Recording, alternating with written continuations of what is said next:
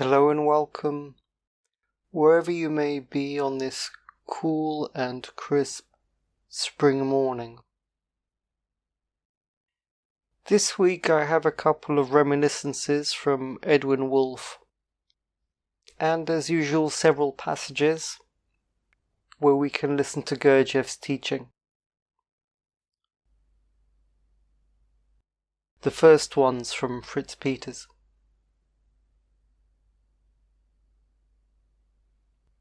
Gurdjieff constantly reminded us in all sorts of ways that dabble is also necessary, but that we must not remain passive and allow ourselves to be the slave of our denying part, our negative emotions. He said that we must not become the slave of our passive part, as represented by a woman. A man should not be dominated by a wife or a mistress. Varro relates that Socrates said, "The faults of a wife should be either destroyed or borne with.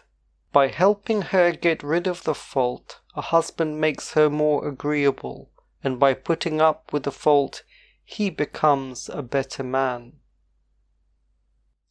When Alcibiades, who represented ordinary life, asked Socrates why he put up with such a nagging and bitter-tongued woman as Xantippe, he replied, "By putting up with her at home I become used to it, and I make an exercise of it which enables me, when I go about, to tolerate the ill-will and insults that I meet from people." Part of Gurdjieff's training consisted of bringing out and developing the active part in his men pupils and the passive part in women. It brought out the masculine in men and the feminine in women. The men had to learn to be active towards themselves, towards their own inertia and weaknesses, and to be active in their relationships with other men and women. As the true active part of the man developed, so did the passive, the creative part, and of course the reconciling. It is possible consciously to use an attribute such as vanity in special ways and derive a benefit from it. Anything that is against the work is negative. Negativity is mechanicalness, unconsciousness, and therefore evil. One writer, well known in London, a follower of Adler, once said to me, "One of the striking things about the effect of Gurdjieff's teaching on his pupils is that the men, at least those that I have known, become more masculine and the women more feminine."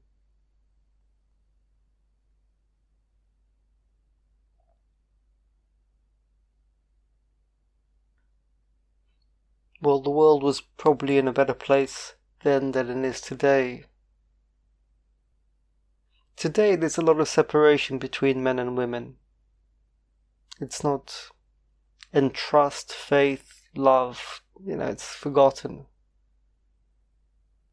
And between them is the rise of non-human agents, non-human forces, the corporations, the NGOs, the global systems that are mechanical, AI, so on.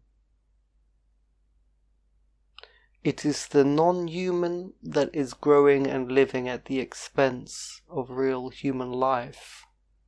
And in the fear in the people that flows throughout the world today. And perhaps in the past, when there have been great wars, ultimately there was a hidden mechanical component to them. Loss of the sacred. Today the mechanicalness is not very hidden. Things are becoming visibly mechanical out there. I've been doing some research again on the origins of sacred numbers, particularly Pentecost 49 days, which is 7 times 7 or 7 octaves, or an octave of octaves, and I noticed that in Japan they are aware of these things. Japanese memorial services depend on local customs. Usually there are several following a death. For example, daily for the first 7 days, and in many traditions, the urn containing the ashes is interned in a ceremony called Nokotsu on the 49th day, and the family stays in mourning until then. Of course, when you look for an explanation of why 7, why 49, nobody knows. But they did know, a long time ago. And somebody is going to have to know again. There comes a time when knowledge has to actually be reborn and people have to actually know what these things mean and why.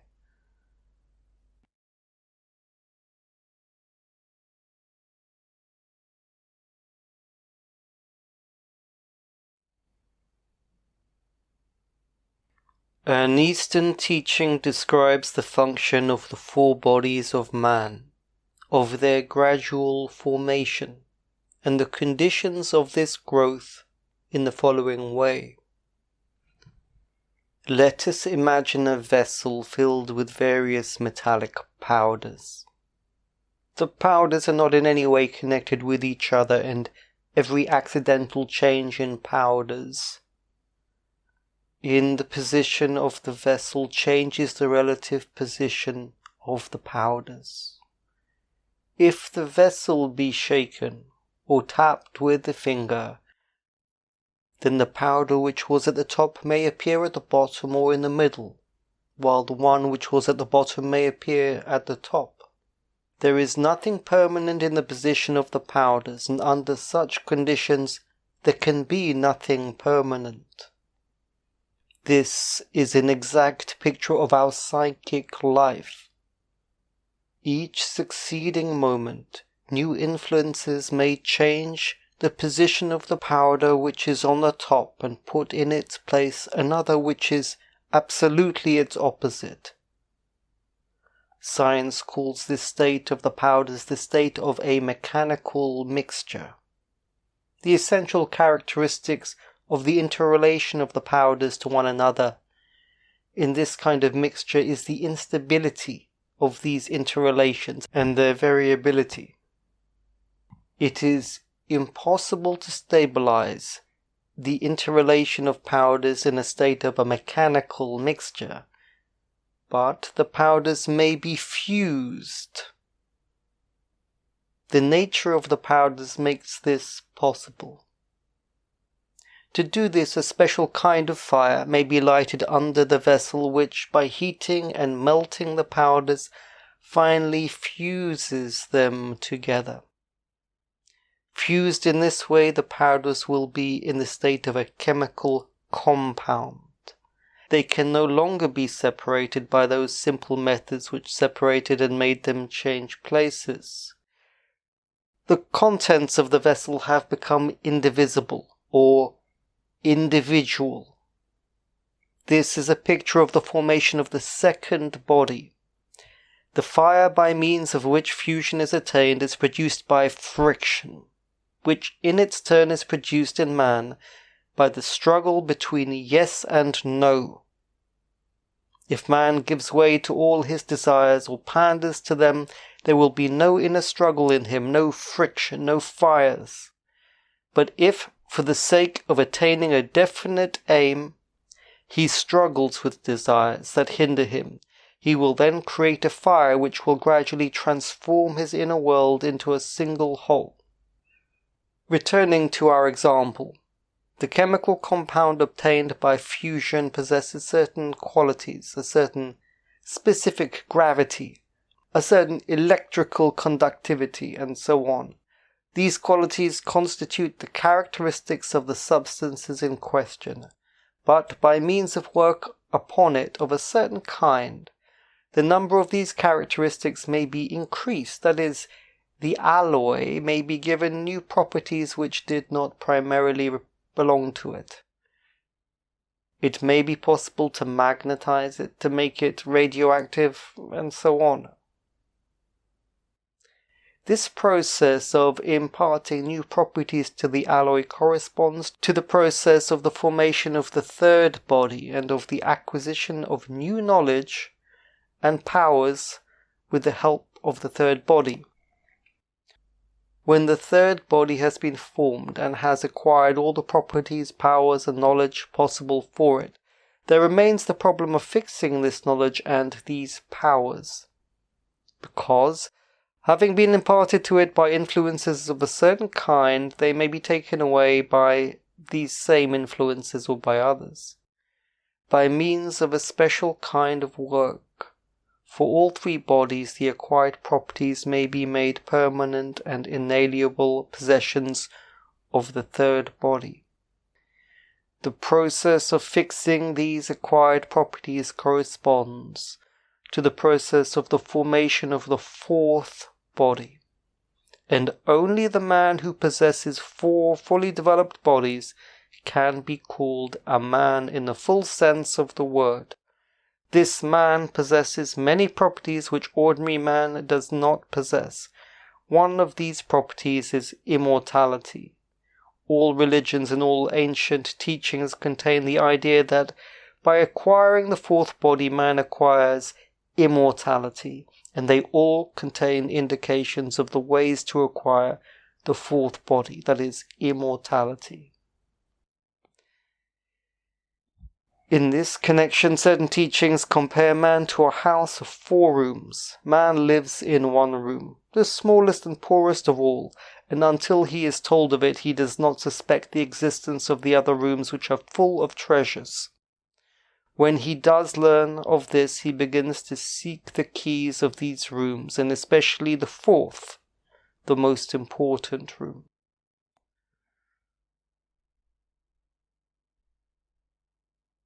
Well, I think there's some very important information there.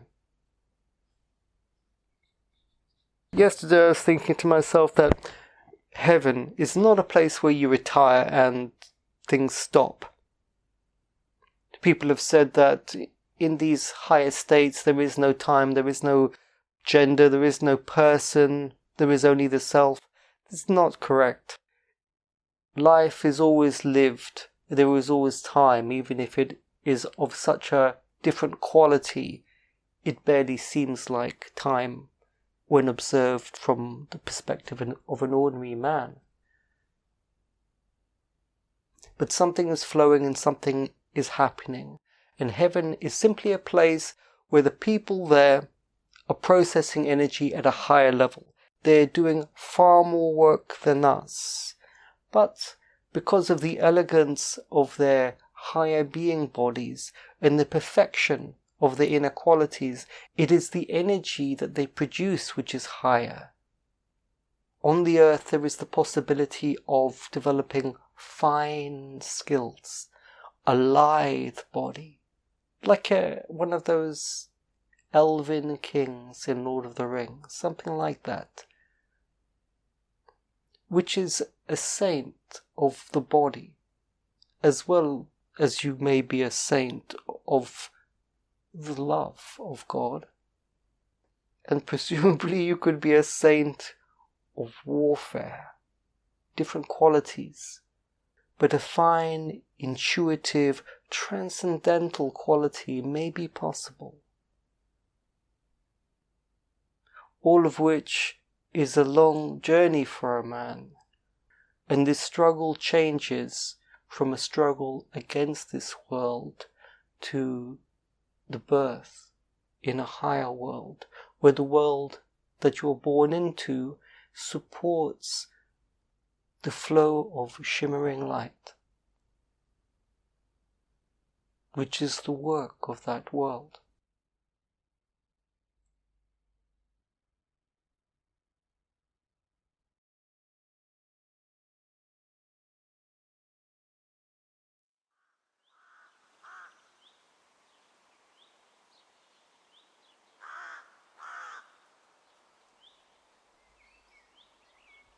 I was with Gurdjieff.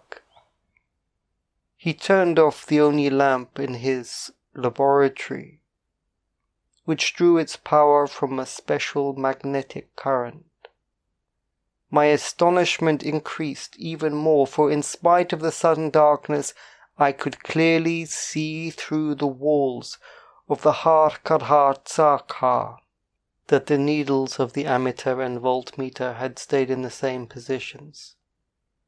Only after I had somehow or other adapted myself to this surprising observation did Gurdjieff Hardhack say, "I have already told you that the material used for the walls of the construction we are in right now has the property of not allowing any vibrations from any source whatsoever to pass through it, with the exception of certain vibrations arising from nearby concentrations, and these vibrations can be perceived by the organs of sight of three-brained beings, provided, of course, that these beings are normal. Furthermore, according to the law called heteratogetar, the Salnicci-Sinuarnian momentum vibrations, or rays, acquire the property of acting on the organs of perception of beings only after having passed the limit defined by science in the following terms. The result of the manifestation is in exact proportion to the force of striving received from the shock. And so, since the process of the conflict of these two parts of Okeanok has a force of great intensity, the result is manifested at some distance from the place of its origin. Now look!" He pressed another button, and suddenly the whole interior of the Hrahartsaka was filled with the same blinding light that I had experienced before when I was standing outside this apparatus. This flood of light had apparently been released from Gurdjieff Hardhack by pressing the button had again opened the section of the wall of the Hrahartsaka that permitted rays to pass through. He explained further that the light was a consequence of the striving to reblend into a whole of the parts of the Okeanok which were proceeding in the absolutely empty space inside the Hrahartsaka, and it was manifested there owing to what is called reflection from outside, that is to say, to the return of the rays to the place of their origin. He then continued, "I am now going to demonstrate how and by what combination of the process of Ajat-Klom and the striving to reblend into a whole of the active parts of the Okeanok there arise in planets from the minerals composing their interior presence certain definite formations of varying densities such as mineraloids, gases, metalloids, metals, and so on. And I will show you how these later, owing to the same factors, are afterwards progressively transformed one into another, and how the vibrations flowing from these transformations constitute the totality of vibrations that makes possible the stability of planets in the process called the common system harmonious movement.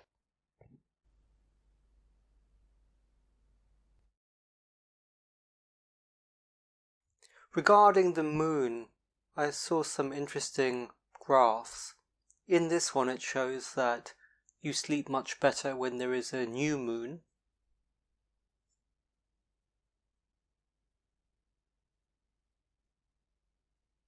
And this one is very interesting because it shows that many rhythms of animals do depend on moon cycles, but they don't all peak when there's a full moon.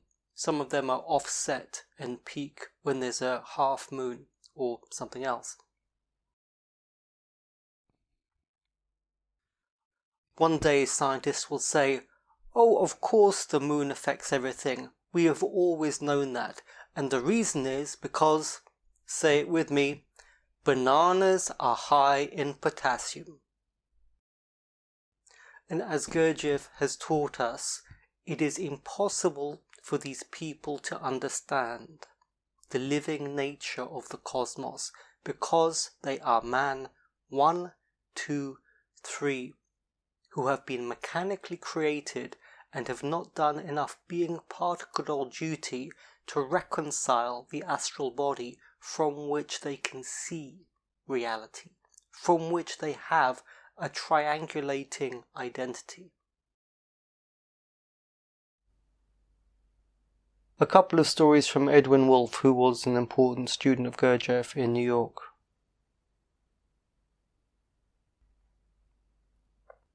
It was probably my second Saturday night at the Priory when Mr. Gurdjieff and all the men were in the hot room of the steam bath. Mr. Gurdjieff, a towel wrapped around his head like a turban, lay on his side on a sort of low couch in a corner of the room. He faced us naked like all the rest of us. He had been speaking about little Mr. This subject he obviously enjoyed speaking about, for he embellished his talk with broad smiles and large descriptive gestures.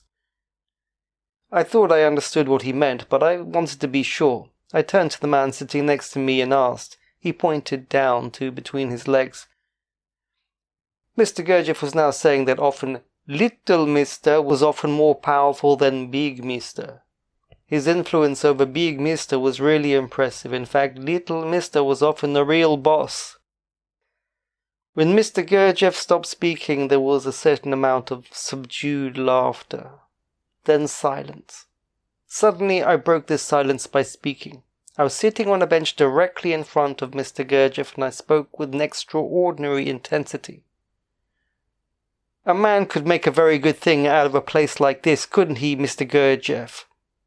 Something like a stream of fire spat out of my eyes directly at Mr. Gurdjieff. He smiled at me. "Ah," he said in a low voice, "dangerous kind." From that moment on, all the time I was at the Priory, he called me dangerous. When he came to New York in late 1928, he gave me a new name. He called me Mr. Bear.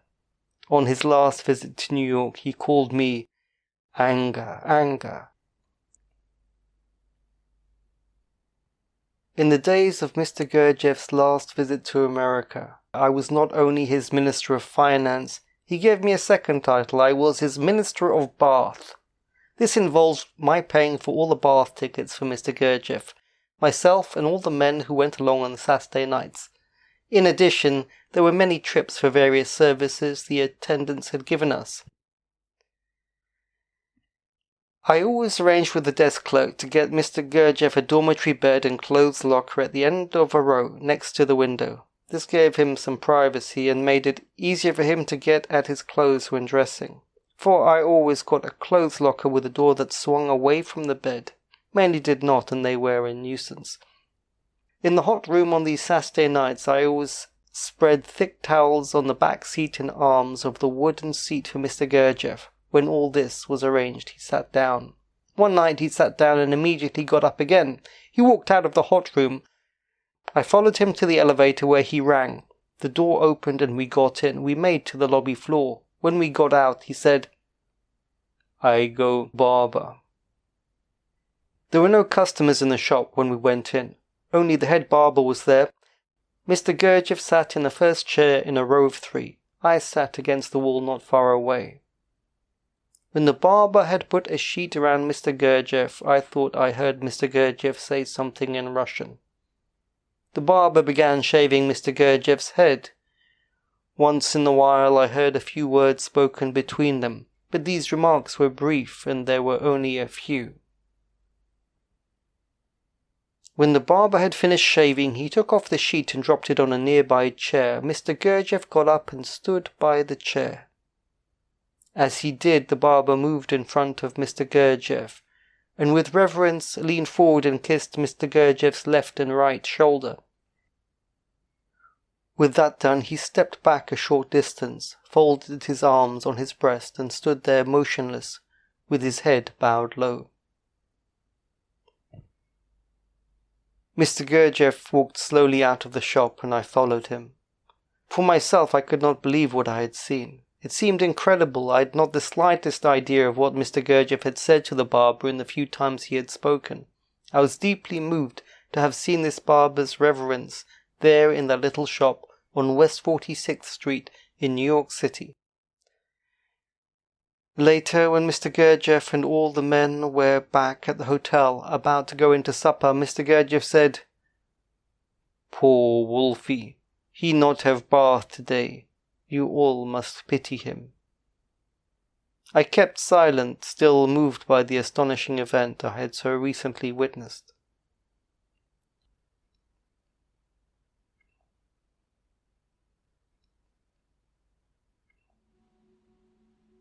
Well then, I wish you well. I hope you have a lovely week. Please take care.